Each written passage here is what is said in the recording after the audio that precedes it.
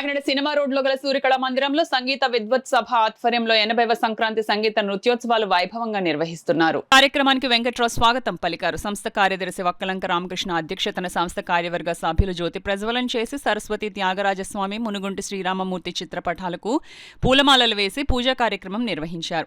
5వ రోజు కార్యక్రమంలో భాగంగా చెన్నైకి చెందిన రత్నప్రభ సంగీత కచేరీ జరిగింది. కార్యక్రమంలో రత్నప్రభ గానం చేయగా చెన్నైకి చెందిన వయలిన్ విద్వాంసులు జ్ఞానదేవ్, విజయవాడకు చెందిన మృదంగం విద్వాంసులు సద్గురు చరణ్, విశాఖపట్నంకు చెందిన మోర్సింగ్ విద్వాంసులు వెంకటేష్లు వాయిద్య సహకారం అందించారు. ఈ సందర్భంగా సంస్థ కార్యదర్శి వక్కలంక రామకృష్ణ మాట్లాడుతూ దేశంలో సుప్రసిద్ధ సంగీత కళాకారులతో ఏర్పాటు చేస్తున్న కార్యక్రమాలకు పెద్ద సంఖ్యలో సంగీత అభిమానులు విచ్చేసి జయప్రదం చేయాలని కోరారు.